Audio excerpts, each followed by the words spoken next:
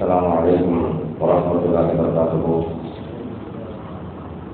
الحمد لله نحمده ونستعينه ونستغفره ونؤمن به ونتوكل عليه ونعوذ بالله من شرور أنفسنا ومن سيئات أعمالنا.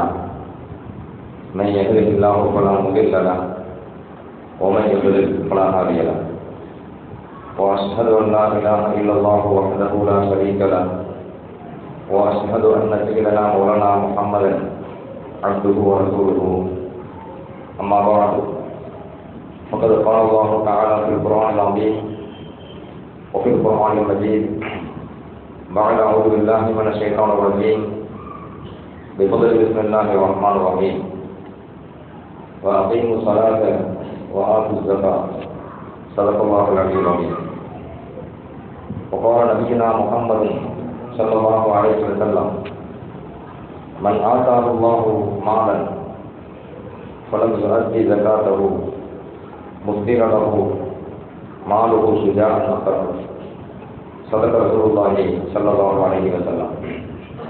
எல்லாம் அல்ல அல்லாஹ்வின் ரஹ்மத்தும் மக்ஃபிரத்தும் நம் அனைவரும் மீதும் வந்து சேரட்டுமாக. நாம் வாழும் காலமெல்லாம் அல்லாஹ்வுக்கும் அல்லாஹ்வுடைய தூதர் இறுதி தூதர் முஹம்மது ரசூலுல்லாஹி ஸல்லல்லாஹு அலைஹி வஸல்லம் அவர்களுக்கும் முழுமையாக கட்டுப்பட்டு வாழ வேண்டும், ஈமானோடும் இறை அச்சத்தோடும் வாழ வேண்டும் என்று ஆரம்பமாக எனக்கும் உங்களுக்கும் வசியத்து செய்கின்றேன். கணித்திற்குரிய அல்லாஹ்வின் நல்லடியார்களே, அல்லாஹ் தஆலா மூமின்களுக்கு இரண்டு வகையான வணக்கத்தை கடமையாக்கி இருக்கின்றான். ஒன்று இபாதத்துல் பதனியா, உடல் சார்ந்த வணக்கம். இன்னொன்று இபாதத்துல் மாலியா, பொருள் சார்ந்த வணக்கம். நாம் தொழுகிறோம், உடல் சார்ந்த வணக்கம். அதே போன்று நாம் நோன்பு நோக்கின்றோம், உடல் சார்ந்த வணக்கம். அதை தொடர்ந்து அல்லாஹ் தஆலா பொருள் சார்ந்த ஒரு வணக்கத்தை கடமையாக்குகின்றான், ஜகாத் வழங்குதல். அது கட்டாய கடமை. மாணவி ரசூலுல்லாஹி ஸல்லல்லாஹு அலைஹி வஸல்லம் அவர்கள் புனியல் இஸ்லாம் அலா கம்ஸின், இஸ்லாமிய மார்க்கம் 5 அடிப்படை தூண்களில் கட்டமைக்கப்பட்டிருக்கிறது என்று பெருமானார் ஸல்லல்லாஹு சொல்லுவாங்க. அதில் ஷஹாதா கலிமாவுக்கு அடுத்து, தொழுகைக்கு அடுத்து பெருமானார் ஸல்லல்லாஹு அலைஹி வஸல்லம் அவர்கள் ஈசாபி ஜகாத், ஜகாத் வழங்குதல் என்பது மிக முக்கியமான இஸ்லாமிய தூண். ஒரு கட்டடம் நிலை பெறுவதற்கு தூண்கள் எப்படி அவசியமோ, உறுதியாக இருப்பதற்கு அவசியமோ, அதே போன்று ஒரு மனிதனுடைய இஸ்லாம் பலமாக இருக்க வேண்டும் என்றால் அவரிடத்தில் 5 வகையான தூண்கள் கட்டாயம் இருக்க வேண்டும். ஒரு மனிதன் முஸ்லிம் அப்படி நாம் சொல்றோம். முஸ்லிம் என்றால் அந்த முஸ்லிமிடத்தில் கட்டாயம் இருக்க வேண்டிய பண்பை தான் பெருமானத்தில் சொல்றாங்க. அது இல்லை அப்படின்னு சொன்னால் அந்த கட்டடம் பலவீனம் அடையும். மாணவி ரசூலுல்லாஹி ஸல்லல்லாஹு அலைஹி வஸல்லம் அவர்கள் இந்த இபாதத்தை மாலியா குறித்து, பொருள் சார்ந்த வணக்கத்தை குறித்து பல்வேறு ஆர்வமூட்டுதல்களும் அதுபோன்று பல்வேறு எச்சரிக்கைகளையும் செய்திருக்கிறார்கள். அதுபோன்றுதான் அல்லாஹ் தஆலா குர்ஆனில், பெரும்பாலும் குர்ஆனை நீங்கள் எடுத்து பார்க்கலாம், அல்லாஹ் தஆலா தொழுகையை பேசுகின்ற இடங்களில் எல்லாம் அதை அடுத்ததாக ஜகாத்தை சொல்லிக்கிட்டே வருவோம். அது எந்த வார்த்தையிலும் வரலாம். எந்த வார்த்தை இன்ஃபாக் என்ற இன்ஃபாக்னா வழங்குதல், ஜகாத் கொடுவதுதான் பேசுவோம். அதே போல ஜகாத் என்ற வார்த்தையை நிறைய வரும். உதாரணம் ஆயத்து அகீமு ஸலாத்த வஆத்து ஜகாத்த, தொழுகையை நிலைநாட்டுங்கள், ஜகாத்தை வழங்குங்கள். அல்லாஹ் 2 வணக்கத்தை அடுத்தடுத்து பேசுவோம் குர்ஆன் முழுவதுமே பல இடங்களில். மாணவி ரசூலுல்லாஹி ஸல்லல்லாஹு அலைஹி வஸல்லம் அருளப்பட்ட பல்வேறு வசனங்களில் எச்சரிக்கை. அல்லாஹ் உத்தரவு போடுற மாதிரி ஜகாத்து என்கிற அந்த வணக்கத்தை ஒரு செய்யலை அப்படின்னு சொன்னா அதற்கான எச்சரிக்கை, கடுமையான எச்சரிக்கை. அல்லாஹ் குர்ஆன்ல சொல்லுவான், வல்லதீன யக்னிஸூன ஸஹப வல் ஃபில்லத வலா யுன்ஃபிகூனஹா ஃபீ ஸபீலில்லாஹி வபஷ்ஷிர்ஹும் பிஅதாபின் அலீம். தங்கம் வெள்ளி இதை சேமிப்பாக வைத்து, பொக்கிஷமாக வைத்து, அதை அல்லாஹ்வுடைய பாதையில அதை கொடுக்கவில்லை என்றால், அதாவது ஜகாத்தாக கொடுக்கவில்லை என்றால் வபஷ்ஷிர்ஹும் பிஅதாபின் அலீம், கடுமையான அதாப் உண்டு என்று அவருக்கு சொல்லுங்கள். அல்லாஹ் குர்ஆனில் யௌம யுஹ்மா அலைஹா ஃபீ நாரி ஜஹன்னம், நாளைக்கு மறுமையிலே நரக நெருப்பிலே அவருக்கு சூடு போடப்படும். இப்போ துப்பாவியா அந்த வெள்ளி அந்த தங்கம் இருக்கு பார்த்தீங்களா, அதை சூடாக்கி அதை வச்சு அவனுக்கு தண்டனை கொடுக்கணும். இப்போ துப்புவாதிகா திபாகவும் கொஞ்சம் கூட்டு இருக்கும். சூடேற்றப்பட்ட அந்த தங்க கட்டிகளை கொண்டு அந்த வெள்ளிகளை கொண்டு அவருடைய நெற்றி பகுதிகள், விழா பகுதிகள், முதுகு பகுதிகள், ஆக மொத்தம் ஒட்டுமொத்த உடம்புக்கும் அவர் எதை சேமித்து வைத்திருந்தாரோ ஜக்காத்து கொடுக்காமல் அதை அல்ல நரக நெருப்புல சூடாக்கி அதை கொண்டு அல்லாஹ்வுக்கு வேதனை கொடுப்பான். ஆதாமா கடத்தும் அனுமதிக்கும். இதுதான் உங்களுக்கான நீங்க உலகத்தில் சேமித்து வச்சீங்க அல்ல நாளைக்கு மறுபடியும் சொல்லுவான். நம்ம என்ன நினைச்சிட்டு இருக்கிறோம் அப்படின்னு சொன்னா, உலகத்துல நிறைய செல்வத்தை சேர்ந்து வைக்கணும்னு நினைக்கிறேன், அது நம்ம ஒரு பெரிய உயர்வை பெற்று தரும் அப்படின்ட்டு. ஜக்காத்து கொடுக்கிறது அது உயர்வு கிடையாது. நாளைக்கு மறுக்க நல்லா என்ன சொல்லுவான், ஜக்காத்து கொடுக்கிறாரு நான் சேமித்து வச்சிருந்தப்பா அது பணம் கிடையாது, நரகத்தினுடைய அதாபு. ஆதாமா கணத்தும் அனுமதிக்கும். உங்களுக்காக நீங்கள் சேமித்து வச்சது இந்த அதாபத்தான், இந்த வேதனையை தான் என்று அல்லாஹ் சொல்லிவிட்டு பொதுப்பு மாசூத்தும் தக்கணிக்கும். உலகத்தில் எதை ஜக்காத்து கொடுக்காம நீங்க சேமித்து வைத்தீர்களோ அதற்கான அதாப தண்டனையை இப்போது நீங்கள் சுவையுங்கள், அதை அனுபவியுங்கள் என்று அல்லாஹு தஆலா குர்ஆன்ல எச்சரிக்கை செய்கிறார் என்றார். அப்ப எவ்வளவு முக்கியமான ஒரு வணக்க வழிபாடாக அல்லாஹ் ஜக்காத்தை கடமையாக்கி இருக்கிறான். பெருமானார் ஸல்லல்லாஹு அலைஹி வஸல்லம் அவர்கள் அவங்க எச்சரிக்கை செய்கிறாங்க, சாதாரண எச்சரிக்கை கிடையாது. உலகத்தில் ஒரு மனிதன் ஆத்தாஹு மாலன், அல்லாஹ் ஒரு மனிதனுக்கு செல்வத்தை வழங்குகின்றான், மூலம் யுஅத்தி ஜகாத்தஹு, அதற்கான ஜக்காத்தை அவர் வழங்கவில்லை என்றால் முஸ்பிலஹு மாலுஹு ஷிஜாஅன் அக்ரால், அந்த செல்வம் நாளைக்கு மறுமையில எப்படி மாற்றப்படும் என்றால் கடுமையான விஷம் நிறைந்த பாம்பாக அது மாற்றப்படும். எவ்வளவு கோடி சேர்த்து வச்சாலும் சரி, அத்தனை கோடிகளும் எத்தனை செல்வங்கள் எவ்வளவு தங்கங்கள் சேமிச்சுட்டாலும் சரி, அத்தனை என்னவா மாறிடும். முஸ்தீல நல்லா சொல்றான், முஸ்தீல லகு மாலுஹு சுஜா, பெருமாள் சொல்றாங்க, முஸ்தீல லகு மாலுஹு சுஜாஅன் அக்ரால், விஷம் நிறைந்த பாம்பாக அது மாற்றப்படும். கடுமையான விஷம் நிறைந்த பற்கள் இருக்குமா, அந்த பாம்பை அந்த கழுத்துல மாட்டி விட்டுருவாங்க.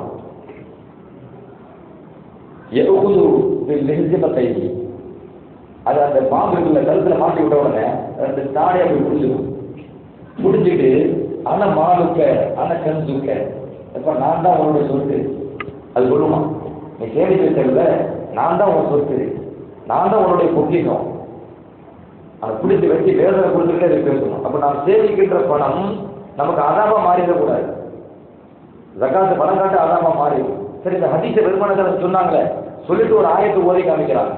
ஒலா யஹ்தபன்னல்லதீன யதுகலூன பிமா ஆதாஹுமுல்லாஹு மின் ஃபத்லிஹி, அல்லாஹ் வழங்கிய பகுல், அல்லாஹ் வழங்கிய பொருளாதார செல்வம், அந்த செல்வத்தை அல்லாஹ் யாருக்கு கொடுக்க சொல்றானோ அவங்களுக்கு கொடுக்காம யார் கஞ்சத்தனம் செய்கின்றார்களோ, சுருக்கமா சொல்றாங்க, ஜக்காத்து வழங்காமல் யார் கஞ்சத்தனம் செய்கின்றார்களோ அவர்கள் எண்ணிக்கொள்ள வேண்டாம், கைரளவும் கொடுக்காம சேமித்து வச்ச அந்த சொத்து அந்த செல்வம் நமக்கு கை அப்படி நினைக்க வேண்டாம். எவ்வளவு கோடி நம்ம அப்படி நினைப்போம், செல்வத்தை பெரிய கயிறு தான் நினைப்போம். அல்லாஹ் சொல்றான் நினைக்காதீங்க, ஜக்காத்து கொடுக்காட்ட அதை கயிறு நினைக்காதீங்க. அடுத்து சொல்றான் பல் ஹுவ ஷர்ருன் லஹும், மாறாக அந்த செல்வங்கள் அவர்களுக்கு ஷர்ரு தான், கேடுதான், தீங்குதான். சயுத்தப்பக்கூன மா பகிலு பிஹி யௌமல் கியாமா, எந்த செல்வத்தை ஜக்காத்தாக வழங்காமல் கஞ்சத்தனை பிடித்து சேமித்து வைத்தார்களோ அந்த செல்வம் நாளைக்கு மறுமையில் அவருடைய கழுத்தில் மாட்டப்படும். அல்லாஹ் சொல்றான். சரி, கழுத்தில் மாட்டப்படும், செல்வத்தை மாட்டப்படும் சொல்றானா அல்லாஹ். செல்வத்தை எப்படி மாட்டப்படும் அதைத்தான் பெருமானார் அதிசய வளர்க்கிறாங்க. ஏன்னா ஒரு அதிசயம் சொன்னாங்க இல்லை, பாம்பாக மாற்றப்பட்டு அதை கழுத்தில் மாட்டப்படும் அப்படின்ற வசனத்தை அந்த அதிசயம் சொல்லிட்டு தான் ஓதி காமிக்கிறாங்க. குர்ஆனுக்கான தெளிவான விளக்கத்தை தருவது பெருமானார் ஸல்லல்லாஹு அலைஹி வஸல்லம். இந்த சுபைய நாசி மானுசில இலையும் நபி அவர்களே, இந்த உம்மத்திற்கு எது இறக்கப்பட்டதோ இந்த வேதம், இந்த வேதத்தை இந்த மக்களுக்கு நீங்கள் விளக்க வேண்டும் என்பதற்கான தந்தோடு அல்லாஹ் சொல்றான். அப்ப செல்வத்தை அப்படியே கழுத்தில் மாற்றுறதல்ல.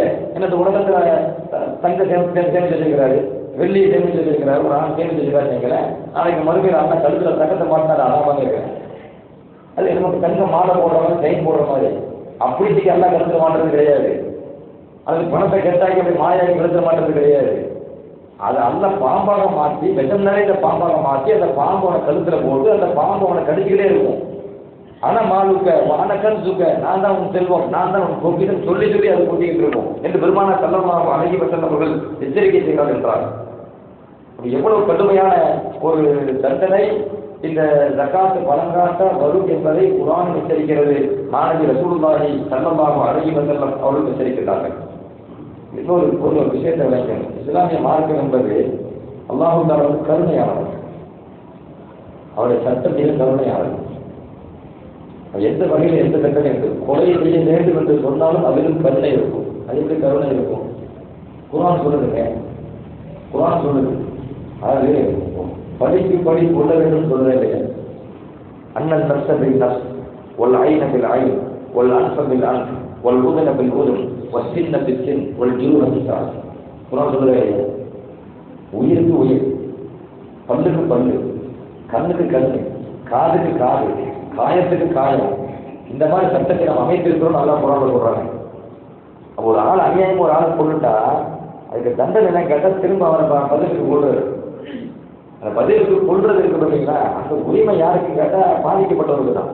இஸ்லாமிய சட்டத்தில் சொல்லுவாங்க, கோர்ட்டு இஸ்லாமிய நீதிமன்றம் நீதிபதி இருக்காரு பார்த்தீங்களா, அவர் தீர்ப்பு சொல்ல முடியாது இந்த விஷயத்துல.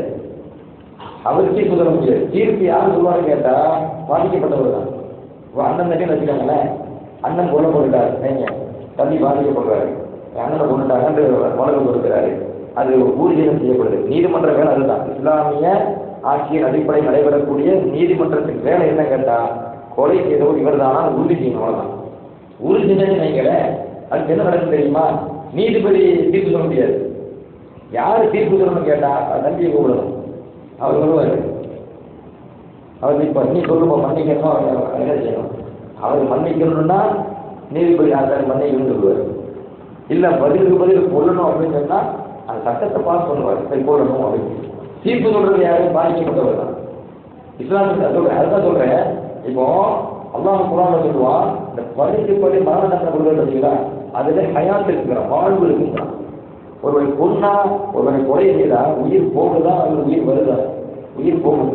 ஆனா குர்ஆன்ல இறைவன் சொல்லுகிறான், இந்த பள்ளிக்கு பள்ளி மரண தண்டனை வழங்குதல்ல ஹயாத் இருக்குது, வாழ்வு இருக்குது என்று அல்லாஹ் குர்ஆன்ல சொல்றான். நேர் மாற்றம் எதிர்மறையா தெரியலாம். எந்த விஷயம் அப்படின்னு கேட்டீங்கன்னா, கருணை சொல்ல வரேன், இறைவனுடைய கருணை சொல்ல வரேன். எப்படி கேட்டீங்கன்னா, இந்த பதிலுக்கு பதில் கொலை தான் தண்டனை வச்சுக்கோங்களேன், யாரும் கொலை செய்வாங்களா? இப்போ சட்டம் எப்படி ஆகி போச்சு? ஒரு 3 மாதம் உள்ளதையும் போட்டுவோம், 2 மாதம் உள்ளதையும் போட்டுவோம், அல்லது காசு கொடுத்து ஃபைன் கட்டி வெளியே வந்துக்கலாம் அப்படின்னு சொன்னா நல்ல கையில் சுட்டுச்சுங்க, அவர் எத்தனை படம் சொல்லுவார், எத்தனை தடவை உள்ள போயிடுவார், எத்தனை தடவை காசு கொடுத்து வெளியே வந்துடுவார். அப்புறம் அதுக்கு பிறகும் பல பணிகள், பல உயிர்கள் பலியாகலாம். அதான் உலகத்தில் ஏதாவது நடந்து கொண்டு இருக்குது. ஆனால் அதே நேரத்தில் இப்போ கொலைகளுக்கு என்ன தைரியம் வருது? என்ன தைரியம் வருது? நம்ம வெளியே வந்துடலாம், மீண்டும் சுதந்திரமா சுத்தலாம், தைரியம் வருதா? இப்போ கொண்டுட்டா இவன் உயிர் போயிடும் அப்படின்னு வச்சுக்காங்க. கொல்ல மனசு வருமா? கொல்ல மனசு வரலையா? இப்போ அவரை யார் மீது விரோதத்தில் இருக்காரோ அவரும் கொல்லப்படலை தானே? சரி, அவர் கொல்லாதனால இவர் உயிர் பாதுகாக்கப்படுது தானே? அப்போ இந்த பள்ளிக்கு பள்ளி வாழ்வது மரண தண்டனை தான், அதுதான் சட்டம். அப்படி சட்டம் இஸ்லாம் இயற்றி இருக்குது. அது கருணை அற்ற சட்டம் அல்ல, இறைவனுடைய கருணை நிறைந்த சட்டம். வெளிப்படையா பார்த்த கொலை என்னது? பல்லுக்கு பட்டு உடைக்கணுமா, கண்ணுக்கு கண்ணை கொடுக்கணுமா? நீங்க ஹதீஸ்ல பார்க்கலாம். ஹதீஸ் உக்குள் குறைனா ஒரு ஹதீஸ் இருக்குங்க. உக்குள் குறை புகாரில ஒரு நீண்ட ஹதீஸ் அது. உக்குள் குறைனா பிரபலியமான ஒரு சம்பவம் அது. பெருமான கல்லவாலை சங்கமுடைய அவர் அந்த கூட்டம் ஒரு குழு, உக்குள் குறைனா என்பது ஒரு குழு, ஒரு கூட்டம். அந்த கூட்டத்தினுடைய பெயர் அது. அவங்க என்ன பண்றாங்கன்னா மதீனாவுக்கு வருகிறார்கள். மதீனாவுக்கு இஸ்லாத்தை ஏற்றுக்கொள்வதை போன்று நபியிடத்தில் செய்கிறாங்க. ஸல்லல்லாஹு அலைஹி வஸல்லம் பொதுவாக யாரும் முஸ்லிம்னு ஏற்றுக்குவாங்க. நாங்கள் இஸ்லாத்தை ஏற்றுக்கொள்ள சொன்ன உடனே சிலர் சரிட்டாங்க நான் நீண்டது கொடுக்குறேன். சரி சொன்ன பிறகு இப்போ மதீனாவில் வாழ்றாங்களா இல்லையா? இப்போ ஜகாத்தில் உடைய ஒட்டகைகளை மேய்க்கக்கூடிய பாதுகாக்கக்கூடிய ஒரு சகாதியுடைய ஒரு பொறுப்பு. இந்த குழு என்ன செய்யுதுன்னு கேட்டீங்கன்னா, அந்த ஜகாத்தை ஒட்டகத்தை பாதுகாக்கிறாங்கல்ல, அந்த சகாதியை போய் கொலை செஞ்சிடுறாங்க. இந்த கூட்டம், இந்த குழு கொலை செஞ்சுட்டு அடுத்து என்ன பண்றாங்க அப்படின்னா, கொலை சும்மா கொள்ளல, கடுமையான சித்திரவதை. ஒட்டகத்துக்குள்ள ஆணியை குத்தி, கண்ணில் ஆணியை குத்தி, அந்த பாலைவன சுடு மணல்ல அப்படி வெற்று உடம்போட தூக்கி போட்டு, எவ்வளவு வைக்கிறது, எவ்வளவு சூடு, அதை வச்சுக்கி அந்த சகாதியை போட்டு ரொம்ப சித்திரவதை செஞ்சு கொலை செஞ்சுட்டு ஜகாத்துடைய ஒட்டகத்தை போய் திருவிட்டு போறாங்க. இது பெருமான சாசனம் கேள்விப்படுறாங்க. உடனே மாணவி ரசூலுல்லாஹி ஸல்லல்லாஹு அலைஹி வஸல்லம் அந்த குழுவை அரெஸ்ட் பண்ண சொல்றாங்க, சட்டம் போடுறாங்க, பாஸ் பண்றாங்க. அந்த குழு அரெஸ்ட் செய்யப்படுது, கைது செய்யப்பட்டு வந்த உடனே ஸல்லல்லாஹு அலைஹி வஸல்லம் என்ன சட்டம் போட்டாங்க அப்படின்னு சொன்னா, இவங்க எப்படி கொலை செஞ்சாங்களோ அதே மாதிரி போடணும் அப்படின்னாங்க. அதே மாதிரி போடணும். நீ ஹதீஸ்ல பார்க்கலாம், புகாரில் பார்க்கலாம். அதே மாதிரி ஆணிகள் உடம்பில் குத்தப்பட்டு, கண்களில் குத்தப்பட்டு, சுடுமணியில் அவர்கள் கிடத்தப்பட்டு உயிர் போகிற வரைக்கும் அப்படி விட்டுருந்தாங்க. தூக்கு தண்டனை உயிர் போற வரைக்கும் தொங்க போடுவாங்கல்ல, அதே மாதிரி உயிர் போற வரைக்கும் வீதம் இவன் கிடக்கும், யாரும் பக்கத்தில் போக கூடாதுட்டாங்க. அவங்க அப்படிதான் இறந்து போனாங்க, செத்து போனாங்க. ஹதீஸ்ல பார்க்கலாம். இதை எப்படி பார்க்க கூடாதுன்னா, கருணை இல்லாத ஒரு சட்டமும் வாங்கக்கூடாது. இப்படி ஒன்று நடந்தாலும் அடுத்து இன்னொரு ஆள் செய்ய தப்பை செய்ய பயன்படுவாங்க. பெருமான ரசூலுல்லாஹி ஸல்லல்லாஹு அலைஹி வஸல்லம் சட்டத்தை நடைமுறைப்படுத்துகிறார்கள். ஏன் காட்டுறாங்கன்னா, இது ஏதோ அல்லாஹ் சும்மா சொல்லிட்டு நினைச்சிடக்கூடாது, மாற்று உலகம் கொடுத்துடக்கூடாது. மாற்று உலகம் கொடுத்துடக்கூடாது தான். அன்னன் நஃப்ஸு பின் நஃப்ஸ் வல் ஐன பில் ஐன் வல் அன்ஃப பில் அன்ஃப் வல் உதுன பில் உதுன் வல் சின்ன பில் சின் வல் ஜுரூஹ கிஸாஸ். அந்த ஆயத்துக்கு மாற்று உலகம் கொடுத்து பண்ணா ஒரு சட்டம் இருக்காதுன்னு பேசிடக்கூடாது. சரதாருக்கு நடைமுறைப்படுத்தி காட்டுறாங்க. இஸ்லாமிய சட்டத்தை பொறுத்த வரைக்கும் வெளிப்படையாக பார்த்தா ஒரு சில சட்டங்கள் முரண்பட்ட மாதிரி தெரிந்தாலும் கூட அறிவுபூர்வமாக ஆழமாக தெரிந்து பார்த்தோமையானால், குர்ஆனை அனுபவமையானால் இறைவன் கருணையாளன், அவன் சட்டமும் கருணையாளன். மாணவி ரசூலுல்லாஹி ஸல்லல்லாஹு அலைஹி வஸல்லம் கருணையாளர், அவன் போடுகின்ற சட்டமும் கருணையான சட்டம். இப்ப நாம் சம்பாதிக்கிற சொத்து, நாம் சம்பாதிக்கிற வேர்வை செஞ்சு சம்பாதிக்கின்ற செல்வம், எவ்வளவு முயற்சிகள் செஞ்சு சேர்த்து செஞ்சிருப்போம். அந்த காசை ஒரு ஏழைக்கு கொடுக்கறது கட்டாய கடமை. நான் சம்பாதிக்கிறது அடுத்தாலும் கொடுக்கலாம். இது என்ன சட்டம்? அது என்ன கட்டாய கடமையாகிறது? இதுக்கு இந்த சிந்தனைக்கு இங்கே வேலை இல்லை. இறைவன் இந்த உலகத்துல ஏற்றத்தாழ்வோடு படைத்து வைத்திருக்கின்றான். அது எந்த வகையில் எதெல்லாம் எடுத்துக்கொள்ளலாம். உலகத்தில் என்னமே ஏற்றத்தாழ்வு தான். அது ஏற்றத்தாழ்வு ஏழை பணக்காரன், ஏற்றத்தாழ்வு தானே, ஏழை பணக்காரன். இந்த பணக்காரர்களுக்கு அல்ல என்ன சட்டம் போடுறான்? ஏழை கொஞ்சம் தூக்கி விடலாம். ஏழை காலப்படுக்க அடுத்தவங்கள்ட்ட கையேந்த நிலைமையிலே இருந்துடக்கூடாது. அவங்களுக்கு உதவி செய்யறதுக்கு அல்லாஹ் தஆலா இந்த பணக்காரங்கிற ஒரு இடத்தை வைக்கிறான். சரி, வெறுமனையே பணக்காரனா இருந்தா தக்க நம்ம செலவு ஊற்ற மாட்டாங்க. அவன் இறைவன் என்ன பண்றான்? அது ஒரு சட்டமாக போன்றான். சட்டமாக வணக்கமும் ஆகிட்டான். எந்த அளவுக்கு பண்ணா, இஸ்லாத்தினுடைய 5 தூண்களில் ஒரு தூணாக ஜகாத்து வழங்குதல் என்கிற வணக்கத்தை அல்ல கடமை ஆக்கிட்டான். இஸ்லாத்தினுடைய பொருளாதாரத்தை பொறுத்த வரைக்கும் ஒரே இடத்துல குமிஞ்சிட்டு போறது என்பதை தாண்டி ஒருவர் எவ்வளவு சம்பாதிக்கிறாங்க, லிமிட் கிடையாது. இஸ்லாமிய சட்டத்தை நான் சொல்றேன், அவங்களுக்கு லிமிட்லாம் கிடையாது. எவ்வளவு சம்பாதிக்கலாம், எவ்வளவு சம்பாதித்தாலும் ஜகாத்தினுடைய அளவை அடைந்து விட்டால் அடைக்கிற சொல்றதா நிசாம். ஜகாத்து கொடுக்க வேண்டிய அளவு தங்கத்தில் சொல்றதா இருந்தால் 85 கிராம், 87 ஒரு கருத்து இருக்குது. வேண்டுதல் 85 கிராம் என்பது வேண்டுதலான கருத்து. அந்த தங்கத்தில் சொல்றது. வெள்ளியை எடுத்துக்கொண்டமையானால் 600 கிராம், அதான் பேணுதல். 612 கிராம் என்று ஒரு கருத்து இருக்குது. ஆனால் 600 கிராம் ஹதீஸின் அடிப்படையில் சொல்றதா இருந்தால் 20 மிஸ்கால் தங்கத்தில் 20 மிஸ்கால் செய்வாங்க. 20 தீனார், 20 தீனார் அப்படின்னு சொன்னால் அதுதான் நம்ம நாட்டினுடைய கணக்கின் அடிப்படையில் சொல்றேன். 85 கிராம் அப்படின்னு சொல்றேன். ஹதீஸின் அடிப்படையில் சொல்றதா இருந்தால் 200 திர்கம், 200 அதாவது வெள்ளி காசு சொல்றாங்க. 200 திர்கம், 200 திர்கம் என்பது நம்ம நாட்டினுடைய அளவில் பார்த்தீங்க அப்படின்னு சொன்னால் கிராம் அடிப்படையில் பார்த்தீங்கன்னு சொன்னால் 600 கிராம். சில பேர் 612 பேருந்தல் 600 கிராம். இப்ப இந்த வெள்ளி என்பது 600 கிராம் தானே. இந்த 600 கிராமுக்கு நிகரான ஒரு பணம் நம்ம கையில் இருக்குதுன்னு வைங்க. அது நம்மளுடைய தேவை போக மேல் மிச்சமா இருக்குதுன்னு வைங்க. நம்மளுடைய அன்றாட செலவு இருக்குதா இல்லையா? நம்ம அன்றாட செலவு, அன்றாட வாழ்க்கை இருக்குது, செலவு இருக்குது. திருமண மாணவர்னா கணவன் மனைவிக்கு செலவு பண்ணுறது, பிள்ளைக்கு செலவு பண்ணுறது, நம்பகா இருக்குது. எவ்வளோ அவசியம், வாழ்வாதாரத்துக்கான அவசியம் செலவு இருக்குது. அந்த செலவு போக எக்ஸ்ட்ரா சேமிப்பாக மாறுதா இல்லையா? அந்த சேமிப்பாக மாறுறதுல இப்போ அந்த 600 கிராம் வெள்ளியினுடைய மார்க்கெட் ரேட்டை சொல்கிறேன். வெள்ளியினுடைய அளவுக்கு ஒரு இடத்துல பணம் இருக்குது. அந்த பணம் ஒரு இடத்துல ஒரு வருடங்கள் முழுமை அடைகிற அளவுக்கு அப்படியே இருக்குது. இன்னைக்கு ரமலானில் 1வது ரமலானில் நீங்கள் கையில் பணம் வருது. அதே பணம் அடுத்த ரமலானில் வரைக்கும் என்ன செய்யுது? ஒரு வருஷம் சுற்றுது. அப்படி இருக்குது. அந்த பணம் கூடுதல் குறையலை. இப்போ இந்த செல்வத்தை இஸ்லாம் எப்படி கணிக்குதுன்னு கேட்டால் ஜகாத்துடைய அளவாக கணிக்குது. தேவை உடனே இருந்து குறைஞ்சிருக்கும். அதுலேருந்து பணத்தை எடுத்துருப்பாரு, அதில் கையை வைக்கலை. கையை வைக்காமல் இருக்கிறதுனால அவங்க என்ன அதன் பக்கம் தேவையில்லைன்னு சொன்னால் அன்றாட வாழ்க்கைக்கு தனிப்பட்ட பொருளை பணம் வந்துட்டு இருக்குன்னு சொன்னால் இஸ்லாம் இவர் எந்த கண்ணோட்டத்தில் பார்க்குறதுன்னா, நீ அடுத்தவங்களுக்கு கொடுத்து நன்மை இருக்கிறேன்னு சொல்லுது. நீ இன்னொரு ஏழைக்கு அன்றாட கஷ்டப்பட்டு இருக்காம பாரு, அவங்களுக்கு நீங்கள் கொடுக்குற இடத்துல இருக்கிறீங்கன்னு இஸ்லாம் சொல்லுது. மாணவி ரசூலுல்லாஹி ஸல்லல்லாஹு அலைஹி வஸல்லம் சட்டம் இயக்குறாங்க. அப்போ ஒரு பொருளாதார மனிதனிடத்தில் வருகின்ற போது இஸ்லாத்தில் சம்பாதிக்கிறது எவ்வளோனா சம்பாதிக்கலாம், ஹலாலான வழியில். அதுக்கு லிமிட் இஸ்லாம் சொல்லலை. எத்தனை கோடி தான் வச்சுக்கலாம். இஸ்லாம் லிமிட் வைக்கல இருக்கு. ஆனால் ஆனால் குறிப்பிட்ட அளவு வந்தால் ஏழைக்கு 100க்கு 2 என்ன செஞ்சிடணும், கொடுத்து விட வேண்டும் என்பதை மாணவி ரசூலுல்லாஹி ஸல்லல்லாஹு அலைஹி வஸல்லம் அவர்கள் சட்டம் ஏற்றுகிறார்கள். குறிப்பாக இந்த ஜகாத்து சட்டத்தை பொறுத்த வரைக்கும் மற்ற வணக்கத்துக்கு கொஞ்சம் மாற்றமானது. இப்போ மற்ற வணக்கத்தை பொறுத்த வரைக்கும் உங்களுக்கு பருவம் அடைந்தால் தான் கடமையாகுது. பருவம் அடைந்தால் தான் கடமை. தொழுகை எடுத்துக்கங்க, தொழுகை யாருக்கு கடமை? பருவம் அடைந்த ஆண் பெண்ணுக்கு கடமை. ஆனால் ஜகாத்தை பொறுத்த வரைக்கும் பருவம் அடையாத சின்ன பிள்ளையா இருந்தாலும் கடமையாகும். அப்போ எந்த அளவுக்கு சரி, ஏன் அது பருவம் அடையாத சின்ன பிள்ளைகளா இருந்தாலும் அவங்களுக்கு ஏன் அது கடமை இஸ்லாம் சொல்லுதுன்னா, இப்போ பருவமடை சின்ன பிள்ளைகள் ஆனால் சொத்து நிறைய இருக்கு, அவருக்கு வரலையே, சொத்து நிறைய இருக்குன்னு வைங்களேன். இப்போ அந்த சொத்துக்கு தான் ஜகாத்து, சொத்துக்கு தாங்க சட்டம். தொழுகை என்பது மனிதனுக்கு சட்டம், பலன் உடல். அதை சொல்ற உடல் சார்ந்த வணக்கம். இஸ்லாம் வணக்கத்தை 2ஆ பிரிக்குது. உடல் சார்ந்த வணக்கமா இருந்துச்சுன்னு சொன்னா அங்கு பருவம் அடைவதை சட்டமாக்குது. தொழுகை என்பது உடல் சார்ந்தது, அப்ப அந்த பருவம் அடைவது சட்டமாகுது. நோன்பு என்பது உடல் சார்ந்தது, பருவம் அடைவது சட்டமாகுது. ஜகாத் என்பது பொருள் சார்ந்தது, இதுல பருவம் அடைவது சட்டமாகல.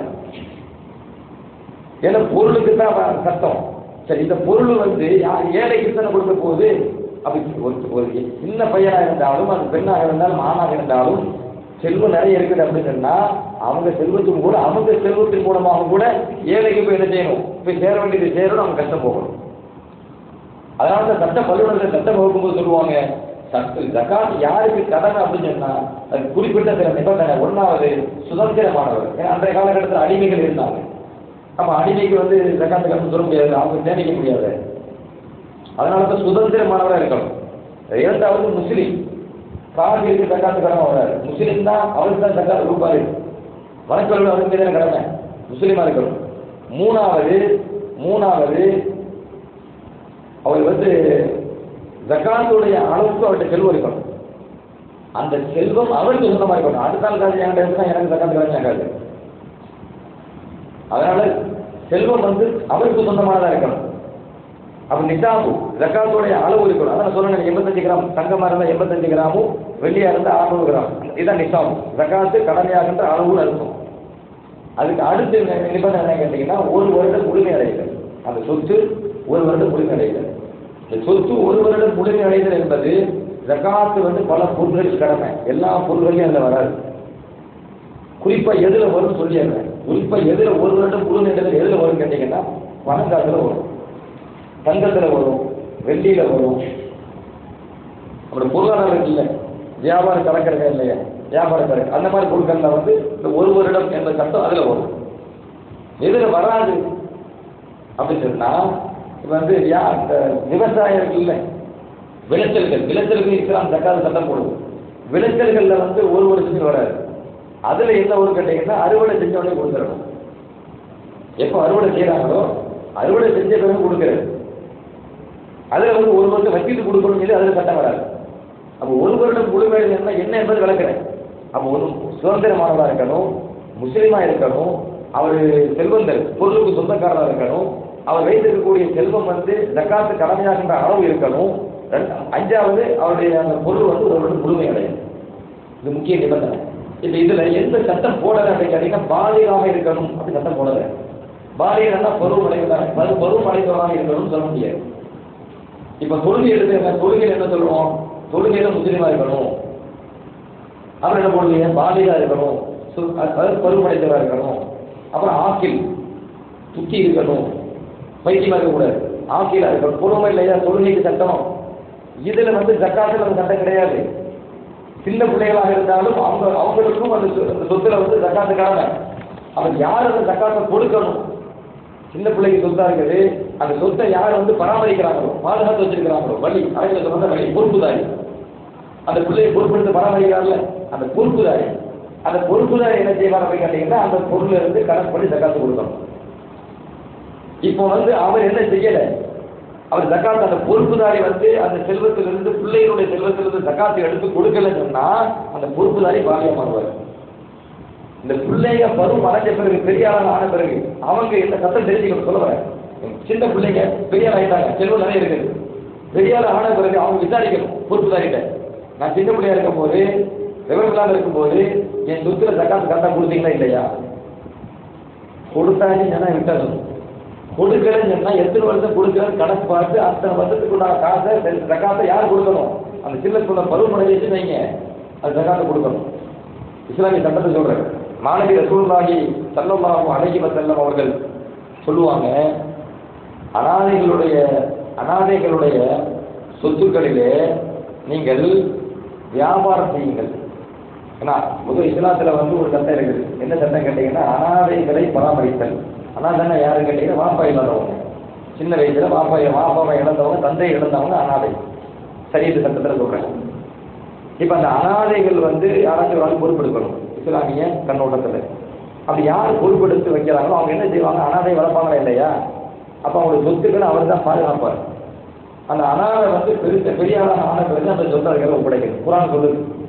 4வது ஜுஸ் நீங்க எடுத்து பார்த்தீங்கன்னா சூரத்துல் நிசால குரான் அந்த சட்டத்தை அப்படி பேசுது. அனாதைகளுடைய சொத்தை எப்படி பராமரிக்கணும், அனாதைகள் சொத்தை அநியாயமா சாப்பிடக்கூடாது, அனாதைகள்ட்ட எப்போ சொத்தை ஒப்படைக்கணும் பொறுப்புதாரி என்கிற சட்டத்தை அல்லாஹ் தஆலா சூரத்துல் நிசால 4வது ஜுஸ்ல இந்த சட்டத்தை கூட பேசுறான்.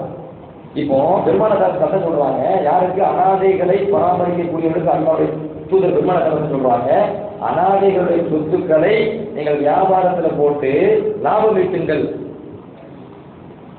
காரணம் என்னவென்றால், நீங்க அனாதைகளுக்கு அப்படியே வச்சிருந்தீங்கன்னு அதில் ஜக்காத்து கொடுக்க வேண்டி வரும். நீங்க அப்படி வச்சிருக்கீங்க. உதாரணமா 1 லட்ச ரூபா இருக்குன்னு வச்சுக்கோங்க. உதாரணத்தை சொல்றேன். 1 லட்ச ரூபா இருக்குன்னு வச்சுக்குவோம். இன்னைக்குள்ள மார்க்கெட் ரேட்டு தங்கம் 600 கிராம் எவ்வளவு கணக்கு வச்சுக்கோங்க. உதாரணம் ஒரு 60,000 வச்சுக்குவோம். உதாரணத்துக்கு ஒரு 60,000 ரூபா, 600 கிராம் ஒரு 60,000 ரூபா. உதாரணத்துக்கு தான் சொல்றேன். மார்க்கெட் ரேட்டு நீங்க துல்லியமா பார்த்துக்கங்க. ஒரு 60,000 ரூபா. இப்போ 1 லட்ச ரூபா இருக்கு, ஜக்காத்து கடமை தானே. இப்ப அந்த 1 லட்ச ரூபாய்க்கு என்ன செஞ்சிட்டாரு? அனாதையுடைய சொத்து பொறுப்புதாரி என்ன பண்றாரு? ஜக்காத்து கொடுத்துட்டாரு. அப்ப இந்த 1 லட்சத்துக்கு கொஞ்சம் குறையும். அடுத்து என்ன? அடுத்த வருஷம் மறுபடியும் அதே அளவு இருக்கும்ல, ஜக்காத்து விசாசம் 60,000க்கு மேல தானே இருக்கும். மறுபடியும் கொடுப்பாரு, கொஞ்சம் குறையும். இப்படி ஒவ்வொரு வருஷம் கொடுத்துட்டே வருவாரு. 60,000க்கு கீழே நிற்கும். உதாரணமா 60,000த்துல ஜக்காத்தை கொடுத்தவன சொல்றேன். இப்போ உதாரணமா 59,000 வச்சுக்குவோம்.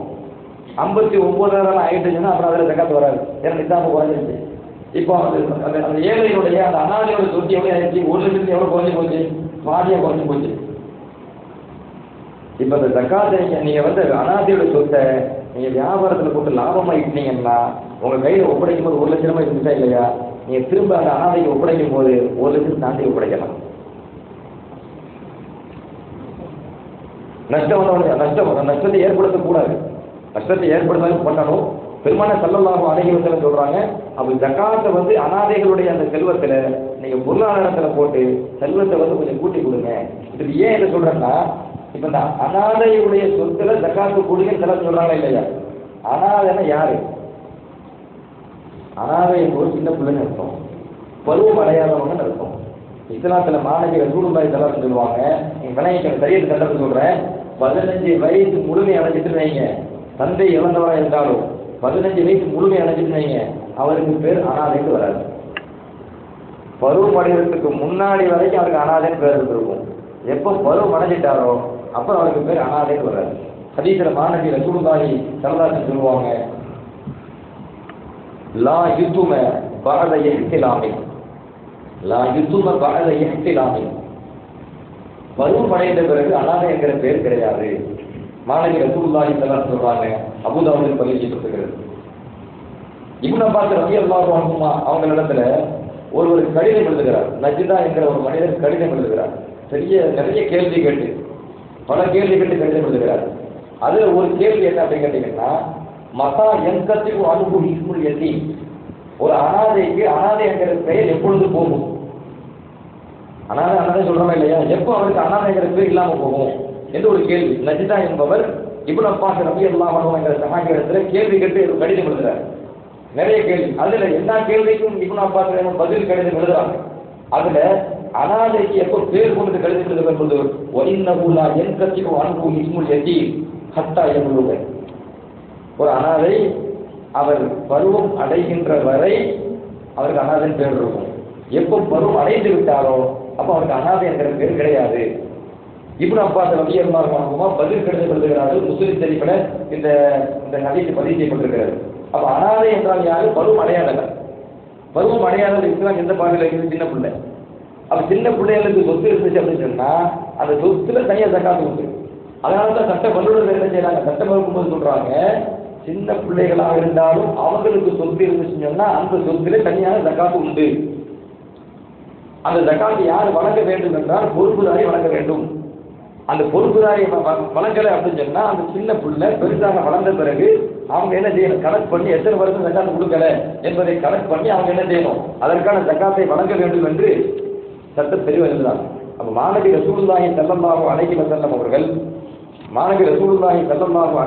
அவர்கள் இங்கே நமக்கு சட்டம் தருகின்ற பொழுது அது ஒரு ஏழையினுடைய கஷ்டத்தை போக்கி அவரை உயர்த்துறதுக்கான வழிதான் ஜக்காத். ஒரு சின்ன விஷயத்தை நான் நினைவூட்டிக்கிறேன் வந்துக்கிறேன். பல இடங்கள்ல இந்த கேள்வி திரும்ப திரும்ப வருகிறதுனால நான் அந்த ஜக்காத்து சார்ந்த ஒரு சட்டத்தை சொல்லிடுறேன். ஒரு ஆளுக்கு நம்ம கடன் கொடுத்துருக்குறோம். அந்த கடன் என்ன செஞ்சிருச்சு? அவரால் திருப்பி தரானே வருத்தம் ஓடிட்டு இருக்குது. நம்ம செல்வந்தர், நம்ம ஒரு ஆளு கடன் கொடுத்துருக்குறோம். அந்த கடன் கொடுத்துருக்கோமா இல்லையா? அந்த காசுக்கு நம்ம ஜக்காத்து கொடுக்கணுமா அப்படின்னு சொன்னா, கடன் வாங்கினார் பார்த்தீங்களா, வாங்கியவர் திரும்ப தந்து விடுவார் என்று உறுதியாக தெரிந்தால் இப்ப அந்த பொருளுக்கு ஜக்காத் அப்படியே கொடுக்க ஆரம்பிச்சிடும். வாங்கியவர் திரும்ப தரமாட்டான்னு தெரியுது. ஏன்னா அவர் வாங்குறதை மறுக்கிறார். நான் இப்ப வாங்கினேன், சாட்சி இல்லாம கொடுத்துட்டா, அப்ப திரும்ப வராதுன்னு தெரியுது. அந்த மாதிரி இருந்தா அது அபகரிக்கப்பட்ட பொருளை மாதிரி அந்த பொருள் ஜக்காத்து உடனடியாக கொடுப்பது கடமையாகாது. எப்போ அந்த பொருள் நம்ம கையில ஆதாரத்தின் அடிப்படையில் நிறுவனம் செய்யப்பட்டு அந்த பணம் கை வருகிறதோ வந்த பிறகு அதற்கான ஜக்காத்தை வழங்க வேண்டும். அதற்கு தெளிவான ஆதாரங்கள் சட்டங்கள் நிறைய உண்டு. எனவே பெருமான ரசூலுல்லாஹி ஸல்லல்லாஹு அலைஹி வஸல்லம் அவர்கள் எல்லா வகையிலுமே எல்லா சட்டத்தையும் தெளிவுபடுத்தியிருக்கிறாங்க. மாணவி ரசூலுல்லாஹி ஸல்லல்லாஹு அலைஹி வஸல்லம் அவர்களுடைய ஷரீஅத்தை, அவர்களுடைய சுன்னத்தை முழுமையாக விளங்கி அதன் பிரகாரம் வாழக்கூடிய நல்ல நசீபை அல்லாஹு தஆலா நம் எல்லோருக்கும் வழங்குவானாக. அல்லாஹுடைய தூதரும் எவ்வாறு வாழ வேண்டும் என்று உத்தரவிட்டார்களோ விரும்பினார்களோ அவ்வாறு வாழக்கூடிய நல்ல நசீபையும், அல்லாஹுடைய தூதரும் எந்தெந்த காரியங்களை தடுத்தார்களோ வெறுத்தார்களோ அது போன்ற காரியங்களை விட்டு விலகி நடக்கும் நற்பாக்கியத்தையும் அல்லாஹு தஆலா நம் அனைவருக்கும் தந்து அனுப்புவானாக. வ ஆகிரு தஅவானா அல்ஹம்துலில்லாஹி ரப்பில் ஆலமீன். அஸ்ஸலாமு அலைக்கும் வரஹ்மத்துல்லாஹி.